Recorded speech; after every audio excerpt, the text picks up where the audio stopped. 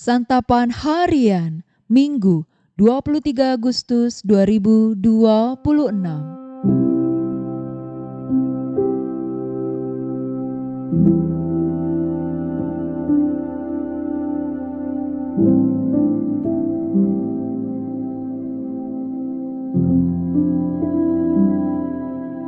Inilah program Santapan Harian, sebuah program yang mengajak Anda menelusuri isi Alkitab, agar Anda menemukan makna firman Tuhan sesuai dengan konteksnya.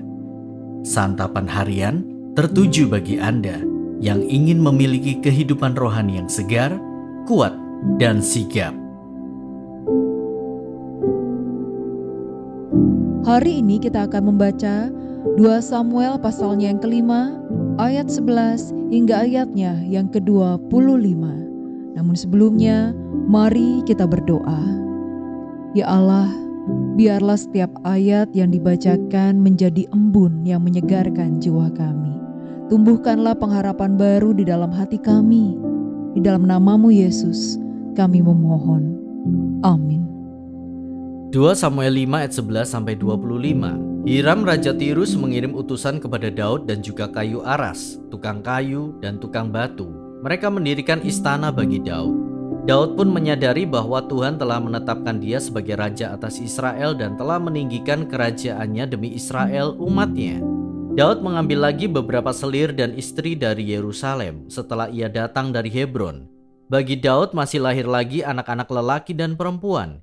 Inilah nama putra-putranya yang lahir bagi dia di Yerusalem: Syamua, Sobab, Natan, Salomo, Yibhar, Elisua, Nefek, Yafia, Elisama, Eliada, dan Elifelet. Orang Filistin mendengar bahwa Daud telah diurapi menjadi raja atas Israel. Lalu majulah semua orang Filistin untuk menangkap Daud. Mendengar hal itu, Daud pergi ke kubu pertahanan. Ketika orang Filistin datang dan berpencar di lembah Refaim, Daud meminta petunjuk kepada Tuhan. Apakah aku harus maju melawan orang Filistin? Apakah engkau akan menyerahkan mereka ke dalam tanganku? Firman Tuhan kepada Daud, majulah, sebab aku pasti akan menyerahkan orang Filistin ke dalam tanganmu. Lalu Daud tiba di Baal Perasim dan Daud mengalahkan mereka di sana. Ia berkata, Tuhan telah menerjang musuhku di depanku seperti air yang menerjang. Sebab itu orang menamakan tempat itu Baal Perasim. Orang Filistin itu meninggalkan berhala-berhala mereka di sana. Lalu Daud dan orang-orangnya mengangkutnya. Ketika orang Filistin maju lagi dan berpencar di lembah Refaim, Daud meminta petunjuk kepada Tuhan dan ia berfirman, janganlah maju, tetapi bergeraklah melingkar sampai ke belakang mereka, sehingga engkau dapat menyerang mereka dari arah pohon-pohon murbei. Bila engkau mendengar derap langkah di puncak pohon-pohon murbei itu, engkau harus bertindak. Sebab pada saat itu Tuhan keluar berperang di depanmu untuk mengalahkan tentara Filistin. Daud melakukan seperti yang diperintahkan Tuhan kepadanya dan ia mengalahkan orang Filistin, mulai dari Geba sampai dekat Gezer.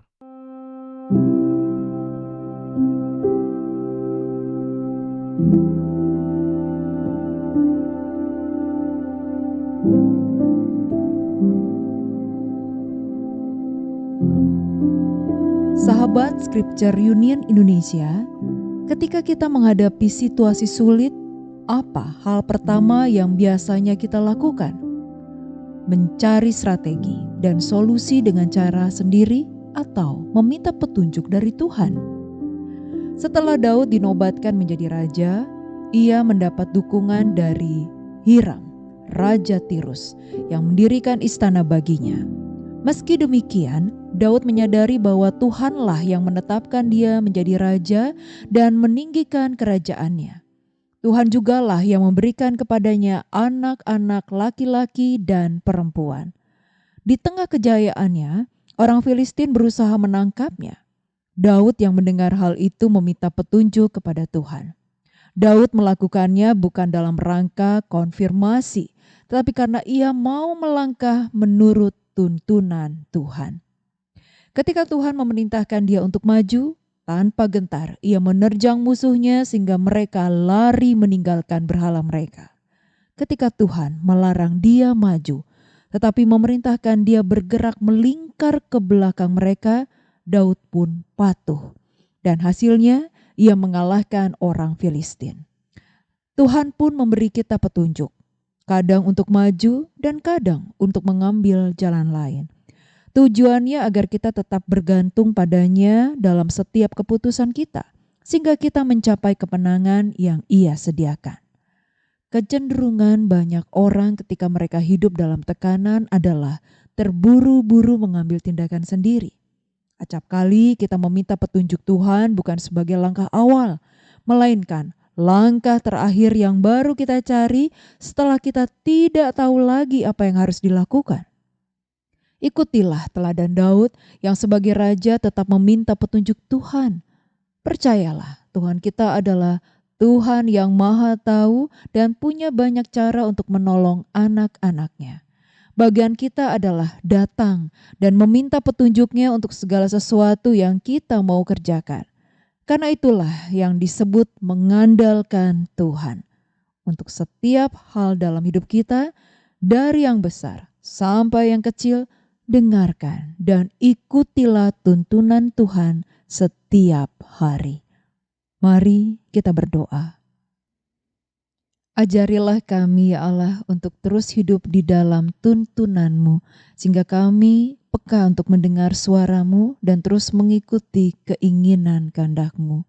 Di dalam Kristus Yesus kami berdoa. Amin.